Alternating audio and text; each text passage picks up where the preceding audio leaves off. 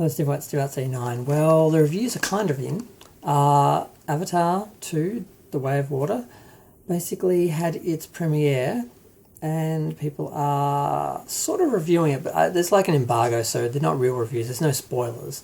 It's just sort of comments and tweets and little things, but they all seem to be saying the same thing.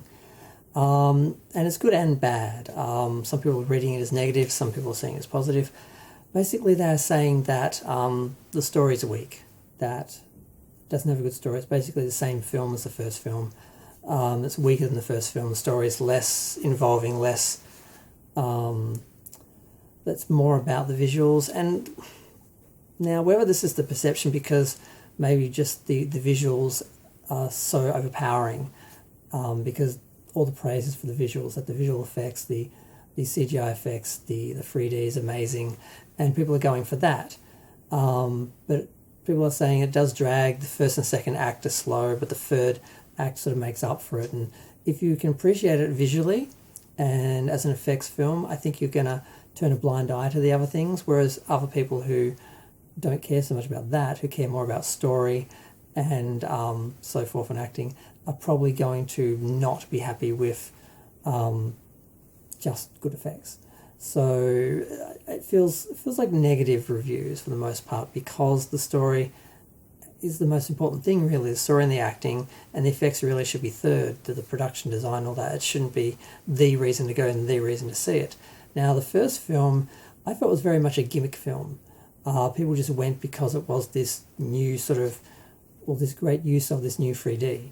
And it kind of fizzled out. 3D kind of fizzled out. And I think it was because the same reason a lot of the times that where there are films in both 3D and just regular, I wouldn't go to the 3D screening because I hated the look of the films. They were always dull and grey, and I didn't understand why. I was just aware of this, and it was mostly because I saw Star Trek Into Darkness a bunch of times. I saw it in both 3D and regular, and the regular screenings, they looked great. They were bright, they had colour.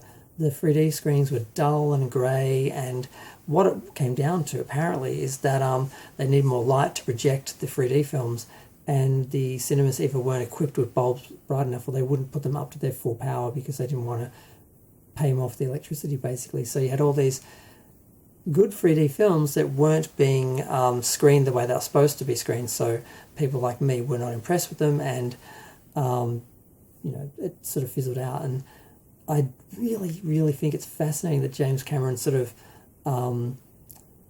used his name and his status to get these films made, even though there's no one would say, oh, we need a sequel to this one-off gimmick film that everyone loved that no one's talked about since.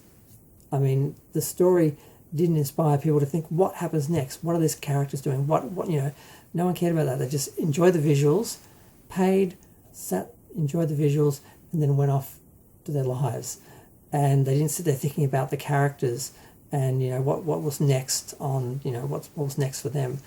And that's the weakest element of the story. Now, whether that's because people don't care or because James Cameron was just preoccupied with the visuals, it's unclear. I haven't seen it. And like I said, people haven't gone into real detail about it because I'm guessing there's an embargo and they can't.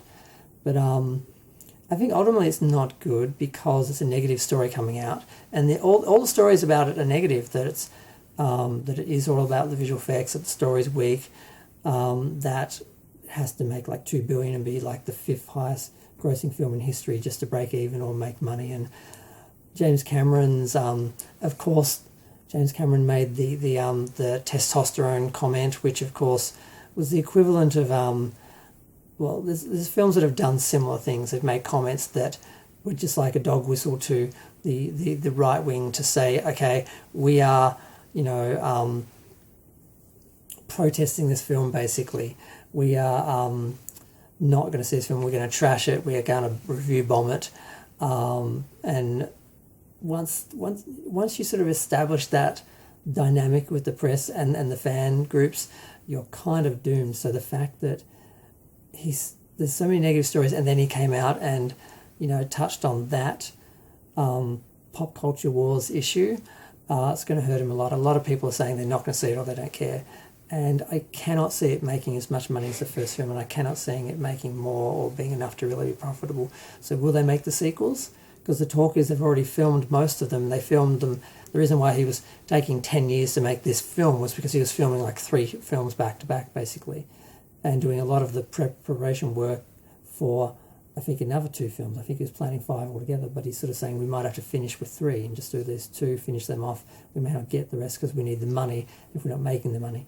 But who's going to release the 3rd film unless it's contractually obligated if they don't think it's going to make money? So it's a bit of a mess, and it's not encouraging. But and I won't be seeing it in the cinema in 3D, so I won't really be able to comment on that side of it when it comes out. But we'll see what happens. It'll be interesting. It's a week away. We've been waiting so long to see if this film could, if it warranted a sequel in the public's eye and whether it would actually do well or not. But we will know very soon. But I'm going to go. Thanks. Bye.